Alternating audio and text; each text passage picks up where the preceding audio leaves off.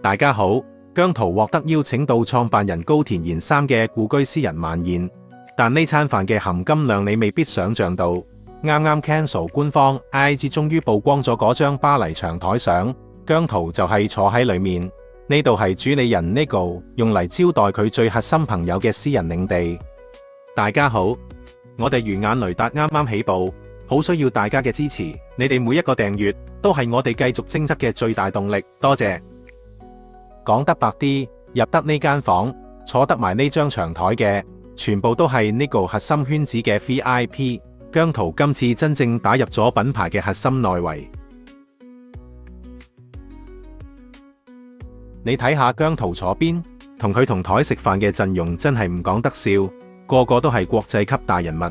首先坐喺度嘅係 LV 男裝主理人，直情係時裝界嘅教父。跟住仲有格林美天后，即係而家全球最紅嗰位歌后。官方出 post 嘅時候，仲將姜濤同呢班國際大咖個名排埋一齊。除咗呢兩位巨星，同台仲有品牌大使、美國潮流指標同埋荷里活嘅影視新星。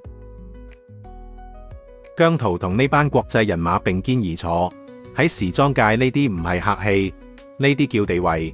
你同咩級數嘅人同框，就代表你係咩 level。雖然官方統稱大家係品牌之友，但呢個席位已經證明咗姜濤喺國際品牌心目中嘅份量真係非常之重。大家再睇深一層，呢度有個細節好值得留意。大家睇翻官方個 post， 大家一律都係稱為 friend of the house， 呢點先至係重點啊！姜濤個名竟然可以同格林美天后，仲有 LV 男裝主理人並列喺同一個 post， 仲要係齊名做品牌之友，呢點先至係重點啊！喺呢張私人長台上面，品牌已經唔再分你係邊度嚟嘅藝人。姜濤同呢班國際巨星係處於同一個等級、同一個待遇，一位係當代天后，另一位係時裝界嘅教父，而姜濤就係同佢哋齊名坐埋一齊食飯。呢種待遇其實已經好說明問題，亦都係品牌對姜濤價值嘅一種極大認可啊！由香港走到去巴黎呢張長台，呢份肯定係實打實嘅。呢種認可已經係頂尖級數，姜濤今次真係好爭氣，大家一齊繼續撐佢啦！